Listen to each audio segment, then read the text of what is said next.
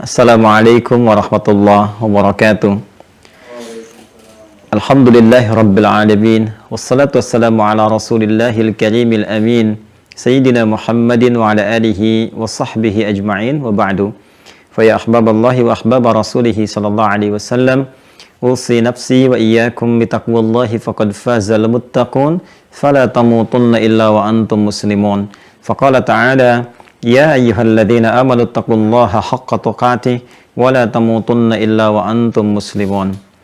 Yang insyaallah dimuliakan Allah Subhanahu wa taala, keluarga besar Kimia Farma tanpa kecuali, semoga seluruhnya izin mengawali dengan bermohon pada Allah Subhanahu wa taala senantiasa mendapatkan perlindungan, kesehatan dan bimbingan dari Allah Subhanahu wa taala sehingga dapat menata seluruh aktivitas pekerjaan yang diamanahkan dengan tataan yang baik, menghasilkan manfaat dan diridhoi oleh Allah Subhanahu wa taala.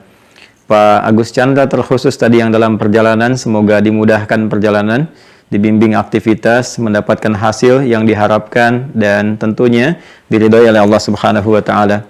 Pak Yudi Rangkuti, terima kasih atas sambutan yang disampaikan. Mudah-mudahan jadi tali awal silaturahim di antara kita yang juga mengikat kebersamaan di keluarga besar Kimia Farma. Semoga menjadi keluarga yang baik. Keluarga dalam bahasa Arab disebut dengan ailah.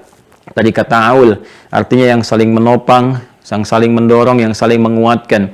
Jadi kalau tadi sudah disebutkan keluarga besar, maka kehidupan keluarga dalam Kimia Farma diharapkan saling menguatkan, saling mendorong, saling menopang, sehingga dengan itu bisa menguatkan etos kerja yang diharapkan. Baik, dengan cepat pertemuan kali ini kita akan mencoba membahas tema yang diamanahkan kepada kami dari DKM Assalam, Pak Arif dan kawan-kawan, tentang etos kerja dan keikhlasan dalam tinjauan Al-Quran dan Sunnah Nabi Sallallahu Alaihi Wasallam secara umum dalam tinjauan Islam. Kita akan membahas dulu beberapa hal terkait tema ini. Mengapa seorang manusia itu mesti bekerja? Ini hal dulu yang harus kita garis bawahi. Kemudian bagaimana cara bekerja yang baik? Kemudian yang ketiga, seperti apa pekerjaan itu punya nilai di hadapan Allah Subhanahu wa taala? Karena penting kita pertanyakan, jangan-jangan puluhan tahun kita bekerja, kita tidak punya nilai, tidak punya bekal dalam penilaian Allah Subhanahu wa taala. Sedangkan hukum mengatakan perpindahan keberadaan kita di setiap tempat itu membutuhkan bekal. Anda sekarang terhubung dengan kita, tadi dikatakan se-Indonesia. Sekarang kalau mau rapat dari Jakarta ke Bandung atau misalnya ke Medan, ke Surabaya, bukankah butuh bekal kita untuk berpindah kepada tempat itu? Bukankah harus ada yang disiapkan dalam menatap perjalanan kita, persiapannya, akomodasinya, dan sebagainya? Jadi Anda bisa bayangkan, berpindah ke tempat yang terbatas saja, masih dalam skala nasional di Indonesia, kita membutuhkan bekal yang cukup untuk menyukseskan pekerjaan kita. Sekarang, kita akan berpindah ke tempat yang lebih jauh lagi, dengan dimensi yang berbeda. Bekal apa yang akan kita bawa? Apakah pekerjaan yang kita tunaikan sekarang ini, materi yang kita dapatkan sampai kemudian kita wafat dan berpindah kepada tempat yang lain, itu adalah bekal yang sesungguhnya yang selama ini kita cari. Seperti apa pekerjaan yang kita lakukan punya nilai. Di saat yang bersamaan, yang dengan nilai itu menjadi sebuah bekal yang kita bawa pulang. Itu yang akan menjadi concern kajian kita di siang hari ini, dalam waktu yang sangat singkat dan padat. Mudah-mudahan ada poin-poin yang bermanfaat untuk kita semuanya.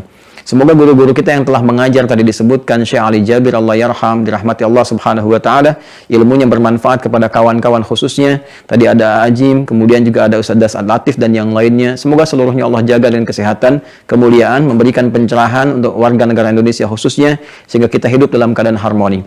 Baiklah, kita mulai dengan tinjauan yang pertama. Kenapa manusia bahkan umumnya mesti bekerja? Baik, manusia disebut dengan manusia itu memiliki 3 unsur utama pembentuknya. Dan ini standar, ya, semua orang memahami, dengan akal kita mengetahui. Disebut manusia tersusun dari 3 bagian. Kalau di kesehatan, di biologi, di kedokteran ada anatomi tubuh, ya. Kalau di spiritual, di keagamaan, di Islam khususnya itu ada anatomi manusia. Disebut manusia ada 3 unsur, ya, yang menyulam kemanusiaannya. Pertama ada fisiknya. Fisik dalam bahasa Arab disebut dengan jism. Segala yang terkait dengan fisik disebut dengan jasmani. Sudah diserap ke dalam bahasa Indonesia, kita katakan jasmani. Senam kesehatan jasmani. Senam yang kita lakukan untuk membuat dan mensupport, ya, menstimulus supaya fisik kita sehat, memenuhi kebutuhan fisik. Kemudian ada yang kedua adalah rohnya. Roh ini motor penggeraknya, ya, spiritnya, generatornya. Nggak mungkin ini fisik bisa bergerak, tubuh kita bisa bergerak kalau nggak ada rohnya. Segala yang terkait dengan roh disebut dengan rohani namanya. Baik, karena itulah kemudian bahkan di kimia farma ada divisi rohaninya, kerohanian, yang diwakili untuk umat Islam ada masjidnya dan turunan-turunannya untuk memberikan keseimbangan pada kebutuhan roh kita supaya bisa mendorong fisik bekerja lebih baik. Kemudian yang ketiga, ada pengikat hubungan antara roh dengan fisik, yaitu akal. Akal ini nanti yang akan menerima informasi dari roh sekaligus perintah yang akan dieksekusi oleh fisik.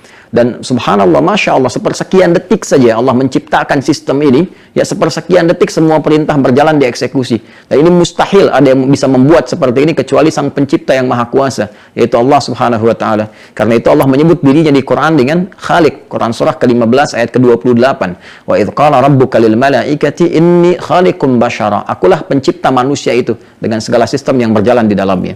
Nah, penciptaan ini tentunya Allah sempurnakan dengan pemenuhan nutrisi dan bekal-bekalnya.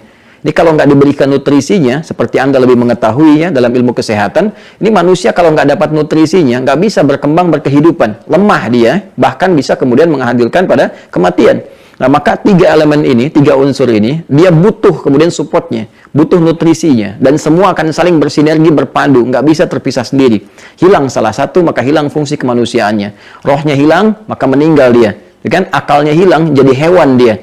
Ya, hewan itu kan cuma roh dengan fisik yang nggak ada akalnya. Ya, akal dengan roh saja, fisik nggak ada, ya gentayangan namanya, gitu kan. Maka ketiganya mesti ada, hadir, berpadu, dan terpenuhi kebutuhannya. Baik, kita bicara tentang roh. Roh butuh nutrisi, roh butuh makanan. Apa nutrisinya? Nutrisinya adalah ibadah. Ya, Quran surah ke-17 misalnya Al-Isra ayat 85. Wa yas'alunaka 'anir roh.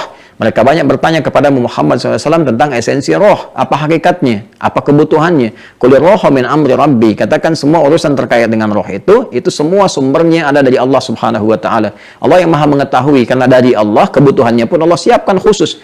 Ya, makanya roh mesti dapat nutrisi. Kalau dia nggak diberikan nutrisinya, lemah dia, gelisah dia.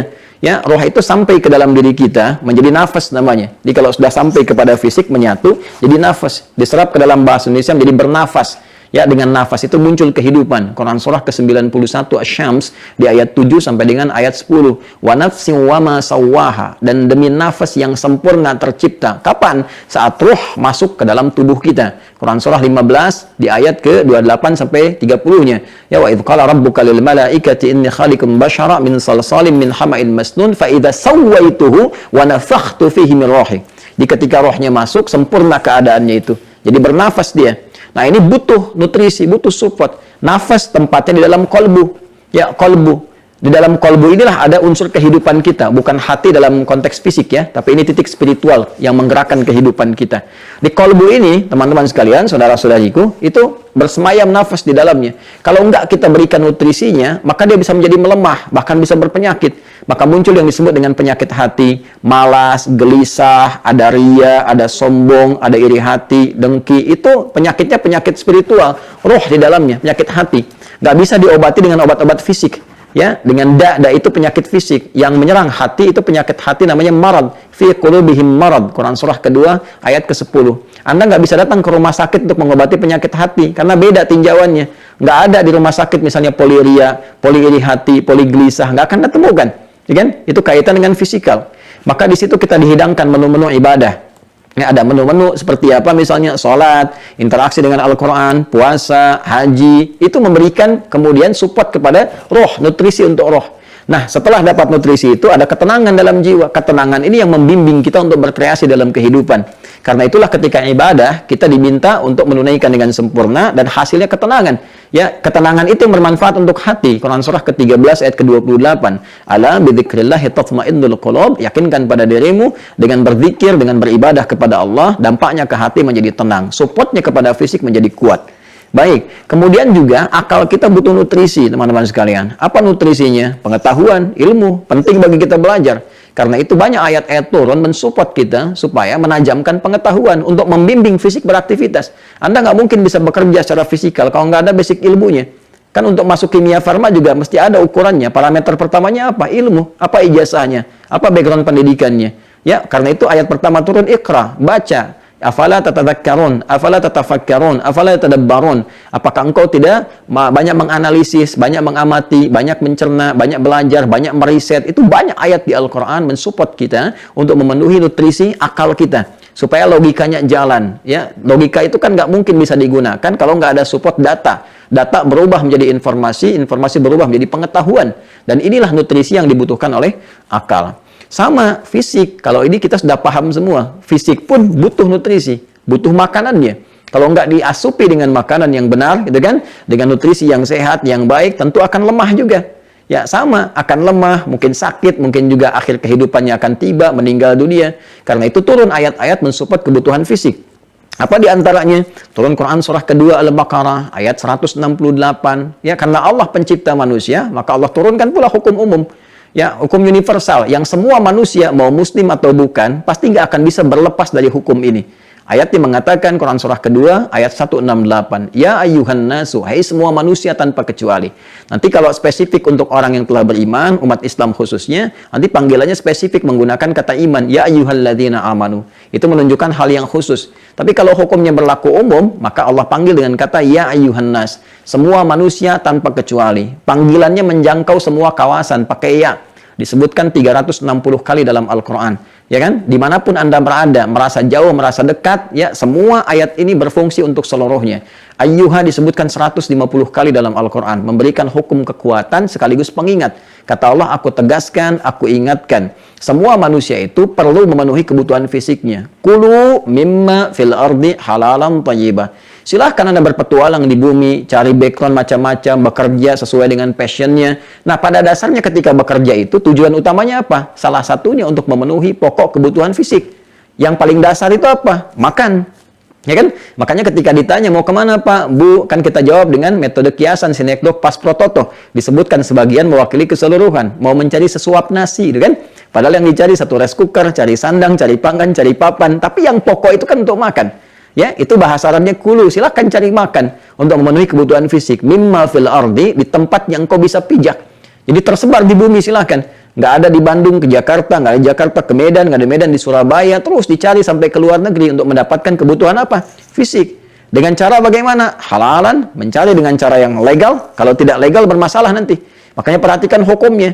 Di keluarga besar kimia farma ada aturan ikuti. Tidak diikuti aturannya bermasalah. Di tata negara kita ada aturan diikuti, tidak diikuti bermasalah. Di hukum syariat kita pun ada aturan, kan? Maka diikuti, kalau tidak bermasalah secara spiritual. Maka di sini halalan kalau sudah dapat kemudian yang dihasilkan itu dapat gaji, dapat honor, dapat macam-macam dengan cara yang benar, maka salurkan itu untuk mencari yang dibutuhkan oleh fisik. Ya, thayyib itu kebutuhan untuk menguatkan fisik. Jadi kata Al-Quran, nggak semua yang diinginkan itu mesti didapatkan. Kita ingin, tapi nggak baik buat tubuh. Alangkah lebih bagus kalau mencari yang lain sesuai dengan yang dibutuhkan. Itulah konsepsi halalan thayyibah. Jadi, fisik itu butuh penguatan nutrisi, kemudian akal juga butuh penguatan nutrisi lewat pengetahuan, roh juga butuh. Nah, bagaimana cara yang ideal kita memenuhi kebutuhan itu dalam konteks kita mencari, mendapatkan ya kebutuhan fisik, tapi juga ada kebutuhan rohnya terpenuhi, sekaligus akalnya juga sempurna. Ini akan kita padukan melalui semangat yang kuat. Dalam bahasa Yunani disebut dengan ethos. Ethos itu kan watak, karakter, semangat yang tinggi. Kita tarik ke pekerjaan. Pekerjaan itu kan pengamalan dari perintah Al-Quran. Ya, kata kerja, verb. Ya, kata perintahnya muncul. Kulu, silahkan kau beraktivitas, silahkan bekerja. Bagaimana kerja yang menimbulkan semangat, seperti apa konsepsinya, dan saat yang bersamaan pekerjaan yang dilakukan memenuhi kebutuhan spiritual yang dengan bekal itulah dibawa pulang menghadap kepada Allah Subhanahu wa taala. Jadi kalau cuma bekal fisik masuk ke mulut, ya kemudian keluar jadi kotoran dan selesai. Yang dipakai pun akan usang. Baju yang dipakai saat balita, apakah sekarang dikenakan saat menjadi petugas di kimia farma? Dengan jabatan-jabatan tertentu kan tidak. Jadi semua yang kita kenakan akan berakhir. Bahkan di kain kafan itu pun nggak ada kantongnya. Apa yang kita cari sekarang nggak bisa dikantongi lagi gitu. Lantas pulang ke akhirat cari bekal apa? Sekarang pertanyaannya, seperti saya sampaikan di awal tadi kajian, apakah pekerjaan yang kita kerjakan sampai detik ini punya nilai untuk dibawa pulang? Ini yang kemudian kita turunkan bagaimana etos kerja dalam Al-Quran serta seni keikhlasan dalam menatap pekerjaan. Baik, ini sebagai pembuka di mukaddimah. Sekarang kita masuk kepada intinya setelah kita memahami gambaran aktivitas yang kita kerjakan. Nah, semua yang kita lakukan inilah sebagai fungsi khalifah di bumi. Ya, ini yang dimaksudkan di Quran surah kedua Al-Baqarah di ayat ke-30. Dan ini sangat istimewa. Fungsi besar manusia membawa risalah ke bumi itu sebagai khalifah di tempat yang dipijak. Quran surah kedua ayat 30, wa idh qala rabbuka lil malaikati, dan ketika Rabbmu Muhammad SAW berfirman ya kepada kalangan malaikat dan sebagian jin yang ada pada saat itu, diviralkan firman-Nya ini, ingat ya, pahami ya kata Allah, ya, inni ja'ilun fil ardi khalifah. Aku akan tetapkan, jadikan, ya kan? Nah, khalifah di bumi, di tempat yang dipijak. Jadi ardun itu asalnya setiap tempat yang dipijak. Jadi Anda mau ke Bandung, ke Bogor, kemanapun, begitu memijak sesuatu, Anda menjadi khalifah. Apa itu khalifah? Ya, saya sedikit dulu terangkan dengan cepat. Khalifah itu setidaknya punya dua arti utama. Pertama dari kata khalafa, yang saling menggantikan. Jadi sistem kehidupan di dunia ini, di bumi ini nggak abadi. Semua saling menggantikan. Di keluarga saling menggantikan. Ayah, ibu selesai, purna gitu kan. Meninggal, muncul anak menggantikan. Visi misi hidupnya di keluarga. Muncul cucu dan sebagainya. Anda di pekerjaan nggak akan selamanya ada di situ. Akan saling menggantikan. Sekarang direktur keuangannya A, besok B. Sekarang pimpinannya A, besok B. Ya, ada purnanya. Itu sistem kehidupan kita demikian. Makanya ketika diberikan amanah, jabatan pekerjaan, maka muncul makna yang kedua. Khalifah itu berarti sifat untuk memakmurkan. Ya, sifat untuk menyukseskan. Makmur itu dari kata amara, sesuatu yang bermanfaat. Ya, makanya usia kita disebut umur.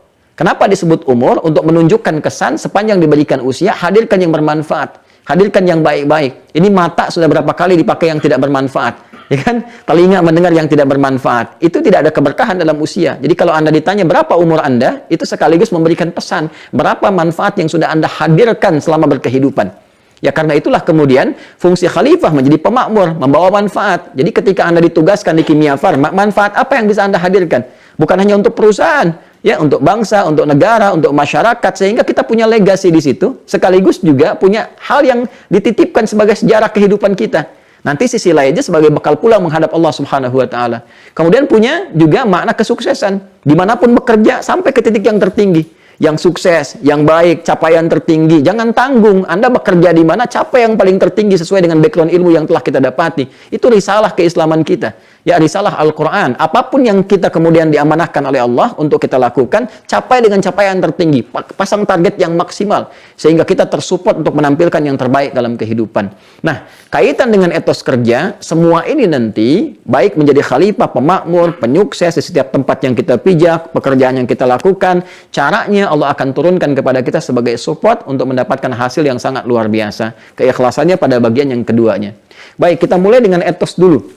Bagaimana menumbuhkan semangat pekerjaan yang baik untuk menghasilkan hasil yang maksimal baik dunia ataupun akhirat. Baik, teman-teman sekalian, jika diperkenankan saya menyebut dengan teman-teman untuk memudahkan ya. Jadi sesuatu kesuksesan, puncak kesuksesan yang ingin kita dapatkan, ingin kita capai ya, yang belum nampak sekarang ini, itu disebut dengan jannah namanya. Ya, jannah. Nah, ini untuk menambah wawasan ya, karena pada umumnya jannah seringkali dipahami, dimaknai dengan surga saja. Ya, pada asalnya jannah itu kesuksesan yang ingin diraih yang belum tampak. Kenapa surga itu dinamakan dengan jannah? Karena itu puncak kesuksesan tertinggi bagi setiap hamba yang belum tampak sekarang. Ya kan? Nah, dalam Al-Quran pun, segala yang ingin kita capai, orang-orang kalau sukses, meraih kebesaran, kehebatan, aset, dan sebagainya, termasuk dalam konteks dunia, itu diilustrasikan, dibahasakan oleh Al-Quran telah mendapatkan jannah. Ya, misal, kita ingin turunkan, ini dalam konteks dunia dulu ya. Nah, jadi kita turunkan konteks dunia, nanti akhirnya konteks akhiratnya. Di sini nanti ada etos, di sini nanti ada ikhlas, gitu kan?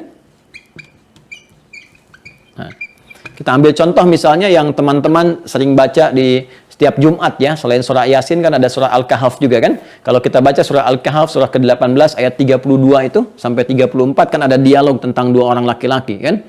Quran surah ke-18 di ayat 32 dulu saya sebutkan ya.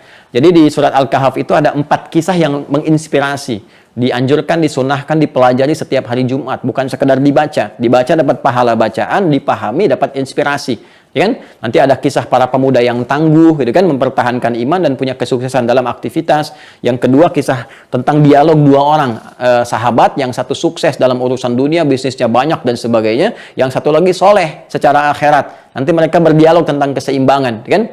Yang ketiga kisah Nabi Musa yang tetap belajar kepada hamba Allah yang soleh itu Khidir alaihissalam, dan yang keempat tentang Dzulkarnain yang menggenggam dunia di masanya. Nanti ada inspirasi bagaimana kita bisa mendapatkan hal-hal yang telah mereka raih dalam 4 tipe kehidupan yang berbeda tadi. Ya, di sini diceritakan Allah sampaikan wadrib lahum mathalar rajulaini, dan berikan kisah kepada mereka ya sebagai contoh inspirasi dalam kehidupan. Jadi Allah telah sampaikan dari 15 abad yang lalu kepada Nabi Muhammad SAW tentang kisah di masa lalu ya, tentang kisah apa? Rajulaini, tentang dua orang sahabat. Jadi dua sahabatan ya kan? Kemudian yang salah satu di antara mereka wadrib lahum mathalar rajulaini ja'alna li ahadihima jannataini. Bahkan satu di antara mereka itu sudah sukses mendapatkan dua kesuksesan besar. Jannataini, jannah itu tunggal, kalau pakai ain itu bentuknya dual, ya dual. Jadi ada yang tunggal singular, ada yang dual. Dua pakai ain itu dua. Kitab buku, kitabaini dua buku, masjid satu, masjidaini dua masjid, ya kan? Jannah itu satu aspek kesuksesan. Kalau jannataini berarti dua. Di masa lalu, orang-orang yang sukses itu, yang asetnya dipandang bagus, hebat, kayanya betul-betul kaya, itu kalau sudah punya kebun. Ya, karena di padang pasir kan semuanya gersang gitu kan, gersang. Kalau punya unta itu biasa. Bahkan unta pun nanti ada yang kualitasnya tinggi, itu yang sekarang harganya ratusan juta bisa miliaran. Ada unta hitam, ada unta yang keemasan gitu kan, tuh macam-macam, beda-beda. Ya, itu harganya bisa beda-beda. Tapi mereka dipandang biasa saja, kaya standar. Kalau memang ada yang kaya banget atau kebangetan kayanya, kan kaya itu standarnya ada yang kaya, ya kaya banget, ada yang kebangetan kayanya. Itu kalau sudah punya kebun-kebun yang rindang, yang ada anggurnya, ada kurmanya, macam-macamnya, ada aliran airnya dan sebagainya, gitu kan? Nah, karena itu refleksi kekayaan di masa-masa lalu itu ketika di padang pasir yang tandus mereka punya kebun. Kebun itu disebut dengan jannah. Ya, gambaran kesuksesan di masa lalunya. Kalau kita sekarang mungkin bisa direfleksikan kalau unta-unta yang mewah tadi mungkin dengan mobil-mobil yang cukup luar biasa ya, saya tidak perlu sebut sehingga tidak harus mengendorse gitu ya. Mobil-mobil yang mahal-mahal, yang bagus-bagus, aset-aset yang melimpah, rumah yang mewah, taman-taman yang indah, itu digambarkan dengan jannah. Nah, dia itu punya dua kebunnya, bayangkan. Kalau kita sekarang mungkin asetnya banyak, perusahaannya banyak ya, mengalir keindahan banyak hal di dalamnya. Ini sukses. Ya, sukses secara dunianya, sukses. Baik. Namun nanti punya persoalan dalam persoalan akhiratnya. Nanti ini kita bahas kemudian. Ya. Tapi apa standar kesuksesan yang bisa diraih? Ya, sehingga dia bisa mendapatkan apa yang dia hasilkan itu. Ya.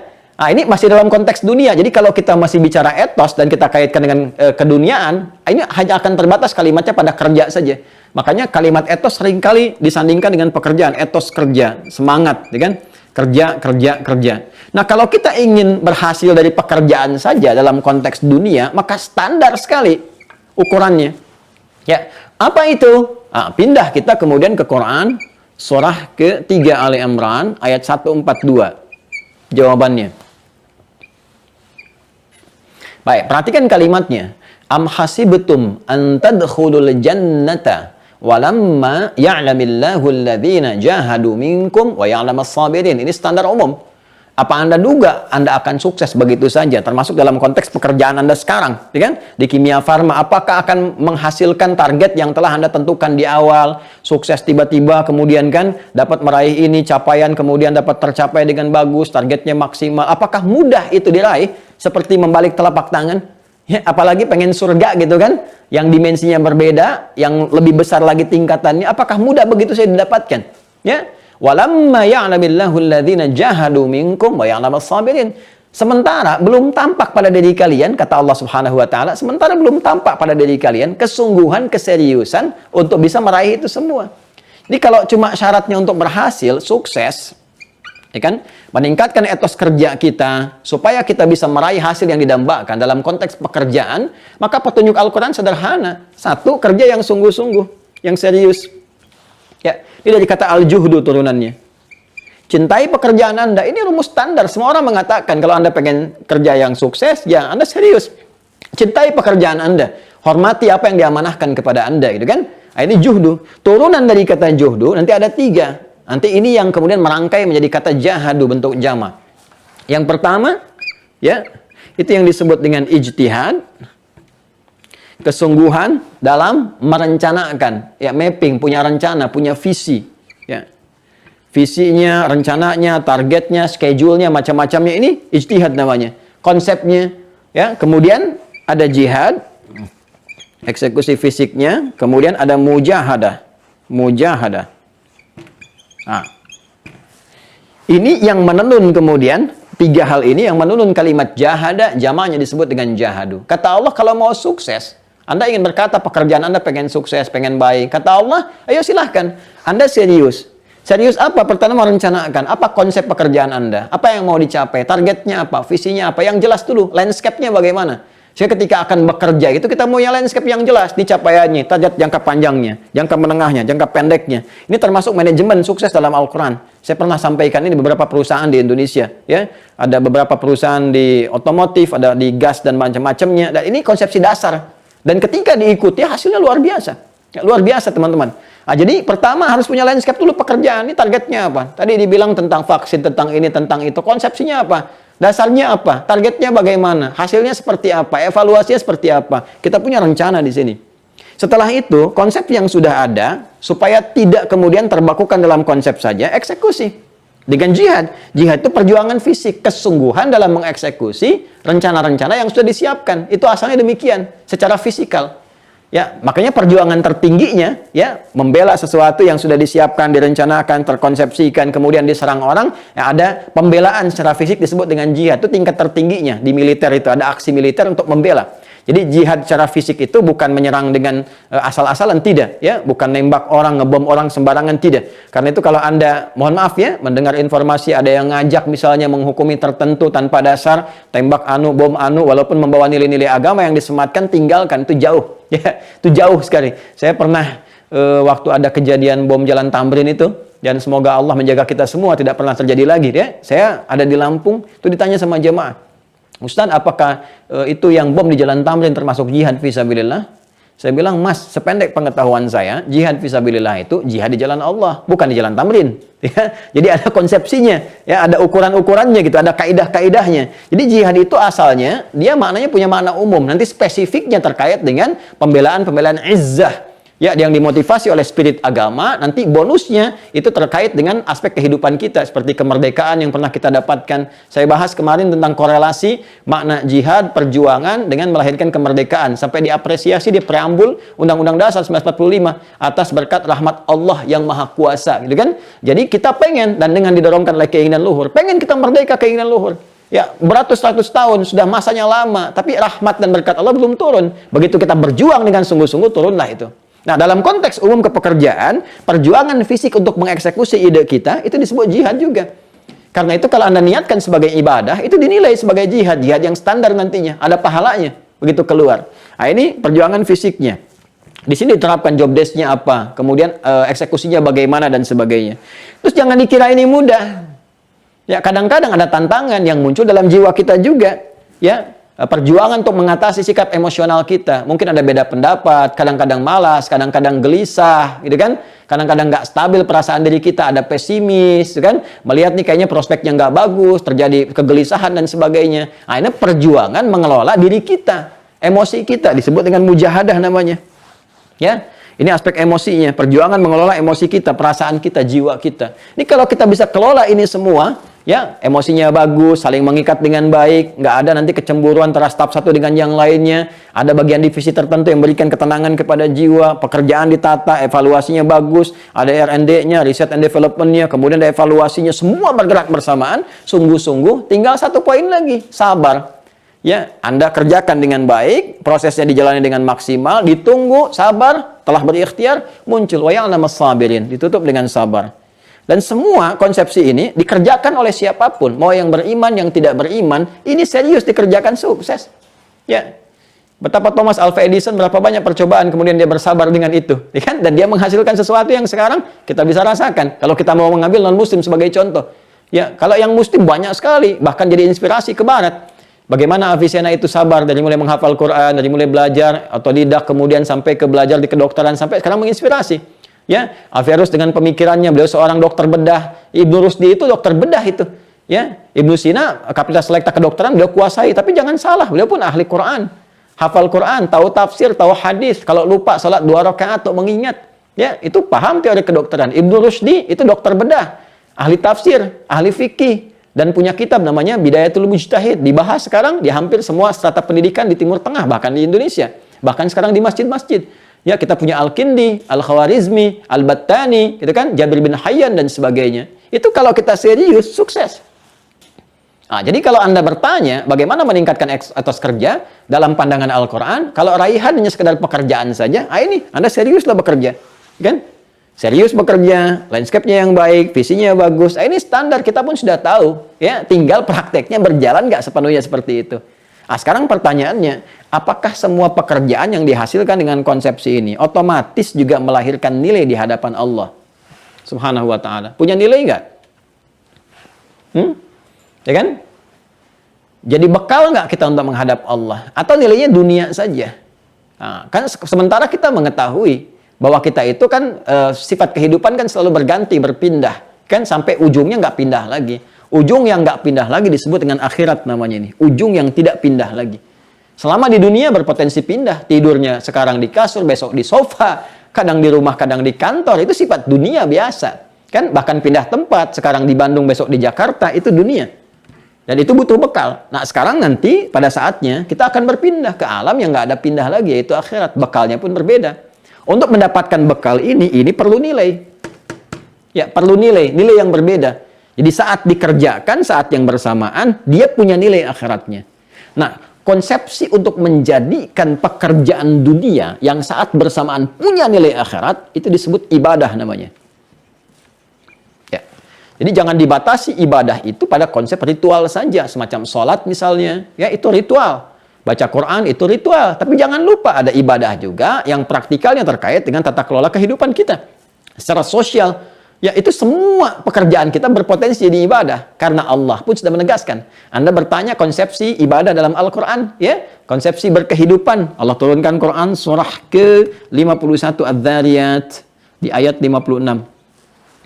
Wa ma khalaqtul jinna wal insa illa liya'buduni. Dan tidaklah aku jadikan seluruh aktivitas manusia itu, apapun yang dikerjakan, kecuali dia punya tujuan menjadikannya sebagai ibadah kepadaku. Jadi sebetulnya semua pekerjaan kita itu yang bernilai baik, itu bisa menjadi ibadah. Ya. Dan saat semua menjadi ibadah ini, teman-teman sekalian, maka pekerjaan kita akan punya nilai, ya, punya perubahan warna, punya pandangan tersendiri dari Allah. Pekerjaan dalam bahasa Arab disebut dengan amal namanya. Amal. Amila ya'malu amalan. Amal. Amal itu pekerjaan. Ya, kerja itu amal. Saya sedang beramal, sedang bekerja namanya. Oke? Okay? Nah, ketika pekerjaan ini kemudian diisi dengan nilai ibadah, maka dia akan punya nilai di sisi Allah, diapresiasi, yang menandakan dia punya nilai tertentu untuk bekal pulang. Ya, apa nilai yang Allah berikan kepada amal ini? Dinilai oleh Allah sebagai sesuatu yang baik. Sesuatu yang baik menjadi ibadah disebut namanya dengan saleh. Saleh. Kita sebut dengan saleh, gitu kan? Saleh. Ya, maka muncul istilah amal saleh. Ada amal saja, ada amal soleh. Itu berbeda, teman-teman. Kalau amal saja, itu pekerjaan, rutin sifatnya, netral dia. Ya, Anda bekerja, tidak bersentuhan dengan yang haram, nggak melanggar, gitu kan, dan sebagainya. Tapi kerja aja, nggak ada niat yang lain. Itu pekerjaan, rutinitas namanya. Berangkat gelap, pulang gelap. Ya, nggak ada perbedaan. Jadi Anda nggak bisa bedakan antara yang beriman dengan yang belum beriman. Terus peran iman Anda di mana? Ya kan? Saat kita pulang kan iman yang menentukan. Maka bagaimana pekerjaan ini punya kualitas di sisi Allah Subhanahu wa Ta'ala, yang dengan kualitas itu otomatis akan memberikan dampak juga kepada aspek dunianya. Ya, maka dinilailah oleh Allah, jadikan itu ibadah sehingga menjadi soleh. Karena itu di dalam Al-Quran kata iman seringkali bersanding dengan amal soleh. Ya, ini sebentar lagi mau asar kan? Ada surat Al-Asr, surah 103. Wal asr, innal insana lafi khusr, illa alladhina amanu wa amilus salihat. Jadi orang beriman itu pasti imannya mendorong dia untuk menjadikan perbuatannya itu baik, soleh. Dan soleh itu punya dua dimensi, baik dalam urusan dunia dan punya nilai akhiratnya. Karena itu kalau sekarang bergabung, belajar dengan kami sekarang ini di keluarga besar Pertamina, di keluarga besar sekarang Kimia Farma, Anda mengatakan misalnya beriman. Coba saya tanya kepada Anda, yang ikut pengajian sekarang beriman tidak? Anda katakan saya beriman, sekarang tolong buktinya apa? Karena iman itu butuh pembuktian. Kata Allah kalau sudah beriman, Anda buktikan imannya. Quran surah ke-20 Taha di ayat ke-14. Innani anallahu la ilaha illa ana iman fa'budni. Buktikan iman lewat ibadah. Kata Allah, kalau Anda menuhankan Allah, yakin nggak ada Tuhan selain Allah, beriman kepada Allah, buktikan imannya. Nah, komitmen kita membuktikan iman itu lewat ibadah. Ibadah itu wujudnya amal soleh. Dampaknya kepada dunia, perbuatannya baik. Jadi kalau kita mengatakan pegawai yang beriman, pekerja beriman, direktur beriman, manajer beriman, pasti akan memberikan dampak baik pada pekerjaan. Jadi kalau ada di kimia farma misalnya mengatakan beriman, etos kerjanya berkurang, nggak disiplin, nggak jujur, atau bahkan melanggar, ini bukan sekedar melanggar tata kerja, tapi ada tata kelola iman yang tidak maksimal dalam dirinya. Jelas ya? Nah, ketika kita jadikan ini sebagai amal saleh, teman-teman sekalian, nah, maka perbuatan itu akan punya nilai. Apa nilainya? Nilainya disebut dengan hasanah namanya. Hasanah. Nah, dan ini ada konsepsinya. Jadi kalaupun Anda namanya Ibu Hasanah, Pak Hasan, tapi tidak mengerjakan konsepsi ini, tetap nggak punya nilai. Ya. Jadi ketika dikerjakan untuk menjadi amal soleh, jadi baik, semua potensi ya, dari bangun tidur sampai tidur lagi, itu berpotensi, punya nilai di hadapan Allah, ada poinnya. Ketika kita kerjakan, maka dia menjadi hasanah. Ya, dinilai oleh Allah, nih ada poinnya. Poinnya bagaimana? Ini pelajaran agama ya, di spiritual. Dilihatnya nanti saat pulang kepada Allah menjadi bekal. Ya kalau sekarang kita yakini, kita imani, kita kerjakan, kan nggak rugi juga kita niatkan demikian. Nanti begitu selesai, kita akan lihat bekalnya saat pulang menuju Allah. Karena itulah kita diminta urusan akhirat yakin. Al-Baqarah ayat 4, wabil akhirati hum yuqinun. Nah, nilai yang dituliskan untuk kita setiap mengerjakan sesuatu, kalau jadi ibadah 10 poin. Ya, teorinya di Quran surah ke-6, keterangannya, surah ke-6 Al-An'am, ayat 160. Man jaa'a bil hasanati falahu asyru amthaliha. Siapa yang mengerjakan satu perbuatan, punya nilai hasanah, amalnya soleh, benar, punya penilaian dari Allah, dia dapat 10 poin. 10 ini yang disebut dengan ajrun namanya. Lahum ajrun ghairu mamnun. Diterjemahkan ke bahasa Indonesia dengan pahala. Ya. Jadi jangan dikira sholat saja yang berpahala, tidak. Baca Quran saja yang berpahala, tidak. Kerja Anda pun, saya, kita, itu bisa berpahala. Punya nilai akhiratnya. Ini yang bekal pulang, ini yang dibawa nih. Hasil ini tidak. Makanya kita katakan telah meninggal dunia. Bukan hanya kita yang meninggalkan dunia. Semua perangkat dunia tinggal. Semua tinggal. Apa Anda kira meja kerja Anda akan ikut? Jangankan ke alam akhirat, ke alam kubur saya tidak ikut. Ya kan? Tidak akan dilepas dengan semua perangkat dunia. Cukup dibalut dengan kain kafan, selesai diantar ke kuburan. Ya kan? Apa yang dipertaruhkan? Dipertaruhkan ini amal solehnya. Ya kan? Punya ini enggak saat untuk pulang nanti itu? Nah, itu setiap dikerjakan 10 poinnya. Tergantung amalannya nanti. Jangan menghitung begini. 1, 2, 3 terlalu kecil. Ya, kita ke masjid saja untuk ibadah. Ini ada harus Masjid As-Salam, gitu kan? Di tempat Anda bekerja, itu datang ke situ saja dengan niat ibadah. Belum dikerjakan ibadahnya, belum sholat, belum baca Quran, belum i'tikaf. Itu dapat 25 poin di hadis Muslim. Jarak satu keduanya 500 tahun. 2 ke 3 500 tahun. Banyak sekali. Kita lihat nanti saat kembali kepada Allah. Ditampakkan saat akan meninggal dalam sakarat, gitu kan? Itu sakarat itu akan nanti ada kebiasaan yang kita kerjakan. Orang yang biasa maksiat akan dengan maksiatnya. Orang biasa meracau akan dengan kekacauan kata-katanya. Orang yang biasa beramal dengan baik akan lahir dengan kebaikannya. Karena itu ketika dia wafat nanti akan wafat ditampakkan amalnya. Bahagia dia, senang, tenang dia, nyaman, senyum dia. Itu yang disebut husnul khatimah. Ya ayyatuhan nafsul mutmainnah, hai jiwa yang tenang, tenang, nyaman karena diperlihatkan. Ya. Pak, jelas ya? Nampak ya? Nah, ini gambaran konsepsinya teman-teman sekalian. Karena itu kita sering berdoa, doa yang standar, yang general bahkan, sifatnya umum kita mohonkan. Supaya perbuatan, semua pekerjaan kita di dunia yang baik itu jadi punya poin, jadi hasanah. Dan ini bisa kita lihat di akhirat, ketemu hasanahnya di akhirat. Kita berdoa dan doanya diajarkan di Quran surah kedua Al-Baqarah, ayat 201. Ya. Di paling kanan sebelah bawah di mushaf standar. Wa minhum, dan di antara manusia itu may yaqulu, ada yang seringkali bermohon berdoa kepada Allah untuk dibimbing. Dia mengatakan Rabbana atina fid dunya hasanah wa fil akhirati hasanah wa qina adzabannar. Ya Allah, mohon bimbing kami untuk berikan kepada kami bimbingan untuk menjadikan semua pekerjaan dunia kami punya poin akhirat. Dan di akhirat itu hasanah itu akan tampak lagi ya Allah, ya kan? Dan di situ kami mendapatkan rahmat-Mu, menjauhkan kami dari ancaman-ancaman neraka-Mu. Itu gambarannya. Nah, sekarang pertanyaannya, bagaimana satu pekerjaan itu amal menjadi soleh, menjadi ibadah, punya nilai hasanah, dapat pahala, pulang menghadap Allah, Anda bekerja, pahala dapat, meninggal pulang punya bekal. Kan? Maka diteruskan ayatnya. Kalau tadi di Quran surah 51, ayat 56 Allah menyampaikan ini, wa ma khalaqtul jinna wal insa illa liya'budun. Tidaklah aku jadikan jin dan manusia, biarkan jin dengan alamnya, kita bicara alam kemanusiaan ya. Kalau kita bawa spiritnya ke manusia saja, gitu kan? Tidaklah aku ciptakan manusia itu kecuali untuk menata kelola kehidupannya jadi ibadah, supaya punya 2 poin sekaligus. Nah, bagaimana cara ibadah yang benar itu? Maka dijawab di Quran surah ke-98 Al-Bayyinah di ayat ke-5. Ya, dijawab, wa ma umiru, dan tidaklah mereka diperintahkan dalam beraktivitas itu illa liya'budullaha, kecuali untuk menjadikan semua kegiatan itu sebagai ibadah karena Allah, diniatkan karena Allah. Satu, niat lillah. Niat karena Allah. Ini.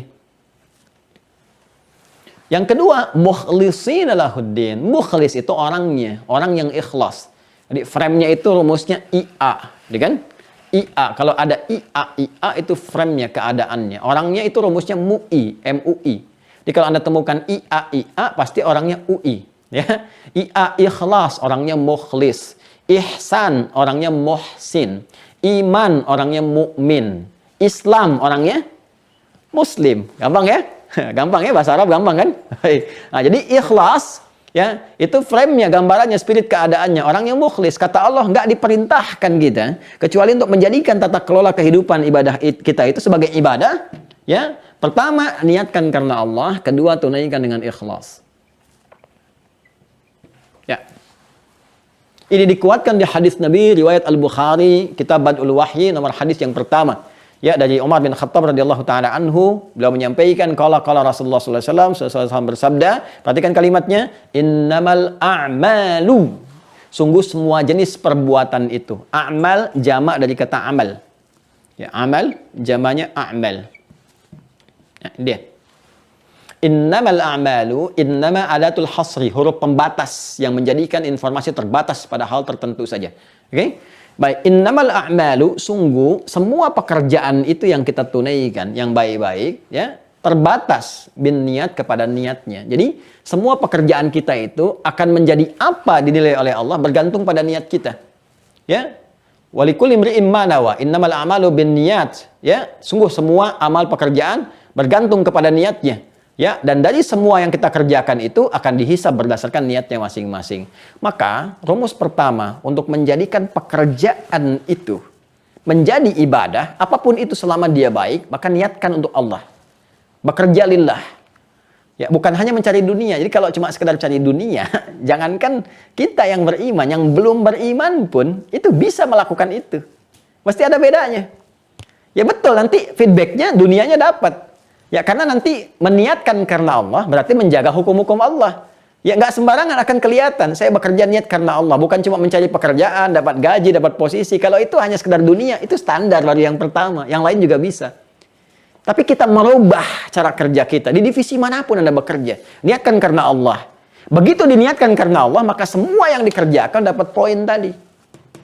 Dan hukum berlaku. Apa yang berlaku dalam hukum itu, Anda akan tampakkan niat itu lewat perilaku. Maka ketika Anda lakukan pekerjaan itu karena niat karena Allah, Allah katakan, kamu ya, adil dalam pekerjaan, jujur dalam bekerja, jangan korupsi, jangan menipu, kan? Jangan berbuat curang. Ayatnya ada semua.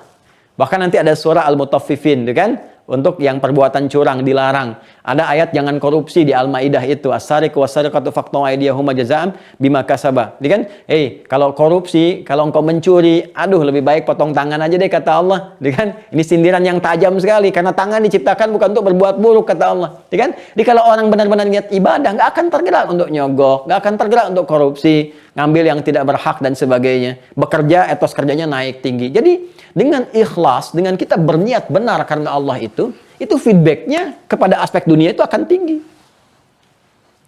Silahkan Anda lacak dalam sejarah, dan ini pelajaran terbaik kita. Semua orang-orang Islam yang beraktivitas, kan, dengan semua niat pekerjaan lillah, sukses.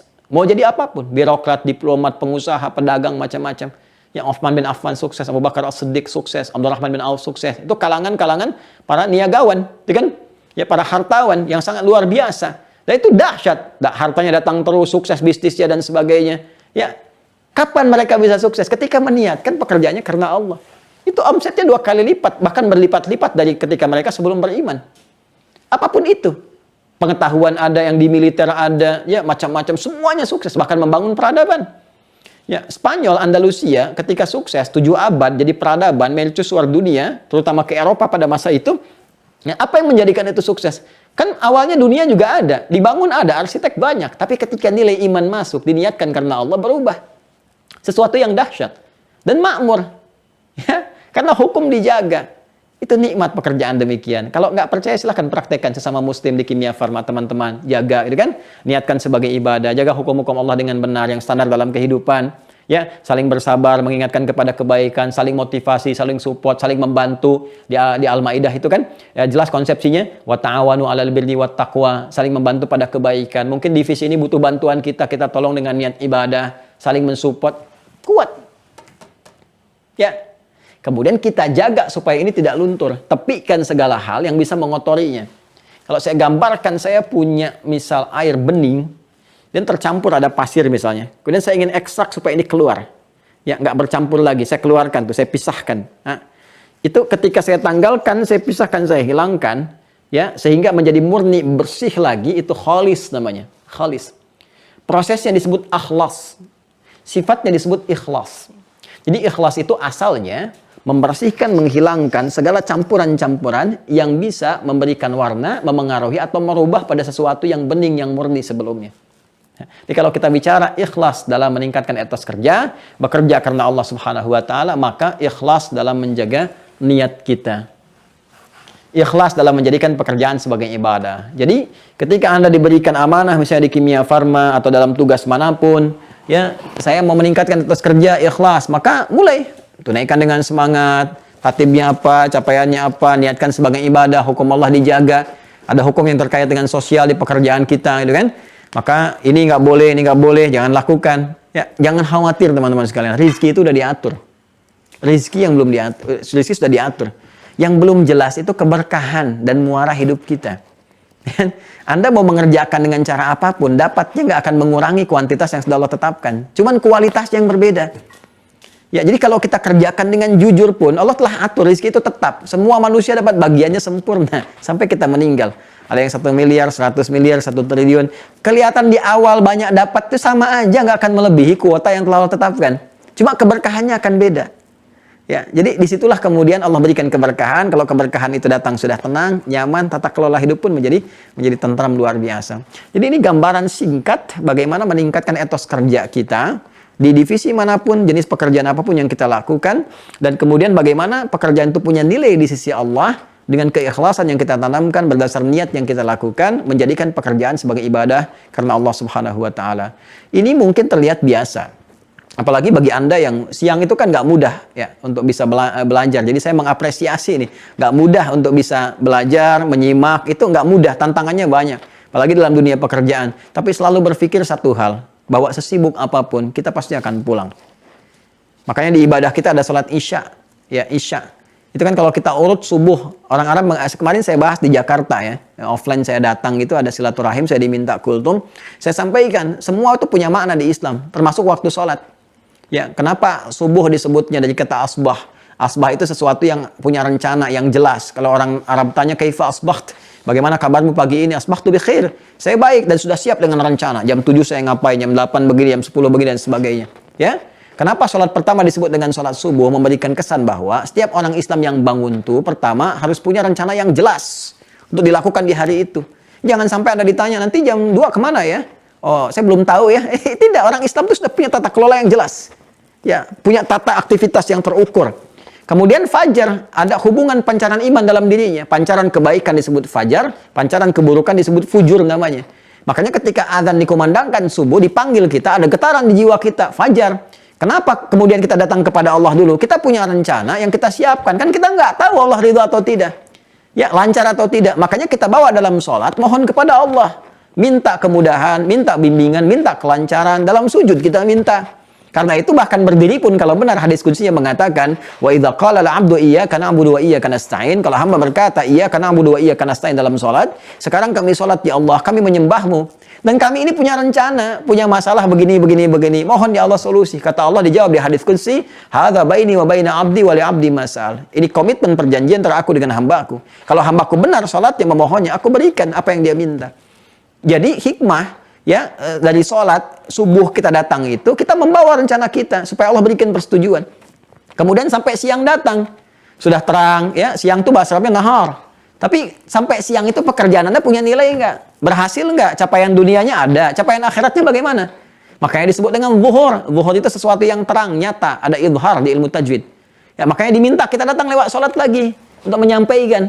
Sampai siang ini, ya Allah, aku telah lakukan apa yang kau perintahkan. Mohon berikan kelancaran seperti apa yang kau janjikan. Dievaluasi, punya nilai enggak? Sampai sore. Sore itu bahasa Arabnya masa. Ya, tapi jangan-jangan sampai sore pun ada waktu yang belum tergunakan dengan baik jadi ibadah. Saya mau tanya ya, mohon maaf ya. Dari tadi bangun saja sampai sekarang jam 2 kurang seperempat, berapa yang jadi ibadah? Tuh. Jadi kalau saya berikan gambaran kepada Anda diberikan modal nih, ya, oleh Kimia Farma misalnya. Modalnya 24 juta. Anda diminta untuk mengelola. Kita ambil yang kecil dulu ya, 24 juta. Anda diminta mengelola.